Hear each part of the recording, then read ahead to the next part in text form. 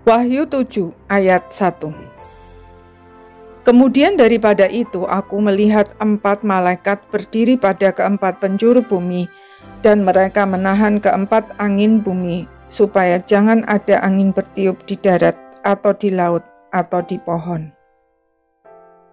Sebelum meterai ketujuh dibuka, Tuhan memperlihatkan hal yang lain kepada Yohanes, yaitu 4 malaikat yang berdiri pada keempat penjuru bumi. Mereka adalah malaikat yang berbeda dengan 4 malaikat yang tugasnya di sekitar tata. Tugas mereka meliputi seluruh bumi untuk merusaknya dengan angin sebagai simbol alat hukuman Allah. Semua itu menunjukkan bahwa dunia ini fana. Hari ini, kefanaan itu menjadi semakin nyata. Gedung megah dan barang-barang mewah yang dulu menjadi ukuran sukses dan kebanggaan bagi banyak orang, saat ini semua itu tidak ada artinya. Manusia bahkan dikalahkan oleh benda mati yang bernama COVID-19. Padahal benda itu sangat kecil, sehingga mata kita pun tidak mampu menangkapnya.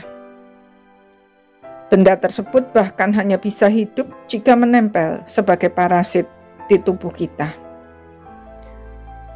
Namun, oleh kehadirannya, setiap saat kita bisa kehilangan kesehatan, pekerjaan, harta benda, orang-orang yang kita kasihi, bahkan nyawa kita sendiri.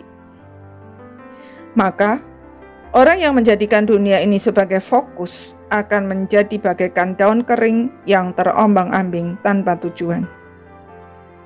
Hanya orang-orang yang menjadikan Tuhan sebagai fokus hidupnya dan satu-satunya andalan yang bisa tetap berdiri teguh, bahkan bertumbuh semakin kuat dan berbuah semakin lebat. Mendengar kesaksian dari orang-orang yang telah melewati semua itu bersama Tuhan, sungguh sangat menguatkan. Ada seorang ibu yang harus berada di rumah sakit darurat karena semua rumah sakit penuh.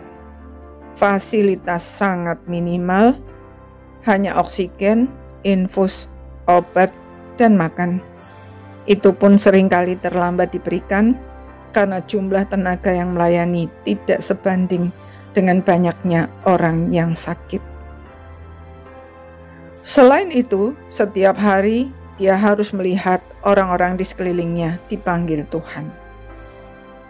Namun karena dia telah menjadikan Tuhan sebagai fokus hidupnya, dalam kondisi seperti itu, dia tetap bisa menemukan hal-hal yang membuatnya mengucap syukur dan tetap bersuka cita.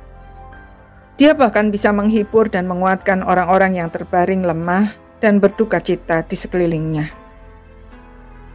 Menjadi berkat ketika semua serba lancar itu mudah. Tetapi tetap menjadi berkat ketika kita sendiri sedang bergumul dengan penderitaan. Sungguh suatu anugerah yang tidak ternilai, yang hanya bisa dilakukan oleh orang-orang yang telah menjadikan Tuhan sebagai fokus hidupnya. Apakah kita rindu dipakai Tuhan menjadi alat kemuliaan-Nya dalam segala situasi dan kondisi seperti ibu tersebut? Mari kita senantiasa menjadikan Tuhan sebagai fokus hidup kita. Amin.